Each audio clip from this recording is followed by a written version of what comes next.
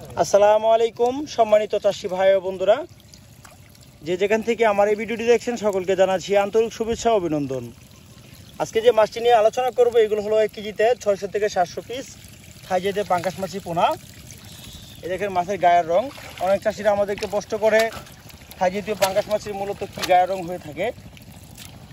এটা হলো বাদামি কালারের সাদা রঙের থাই জাতের পাঙ্গাস মাছ, যেটা বয়লা পাঙ্গাস আমরা নামে পরিচিত। এ দেখেন বড়গুলা কাটাই করে ছোটগুলার সাইজের ভিতরে মাছের পোনাগুলো আমরা দিচ্ছি। এ দেখেন মাছের গায়ের রং। এ দেখেন মাছের গায়ের রং, অরিজিনাল থাই পাঙ্গাস মাছ। কেজিতে হবে 700 থেকে 800 পিস।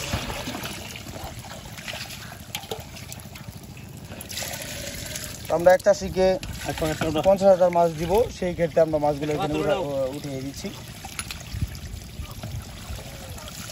দেখেন মাছের কালার দেখেন।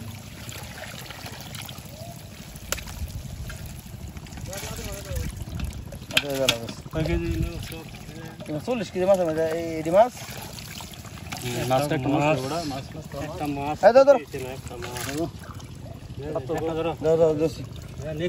দেখেন মাছের গায়ের রং। চাষিরা এক সাইজের পাঙ্গাস, এক সাইজ, কিন্তু ছোট বড় না, এখানে এক বেডিং এর মাছগুলো।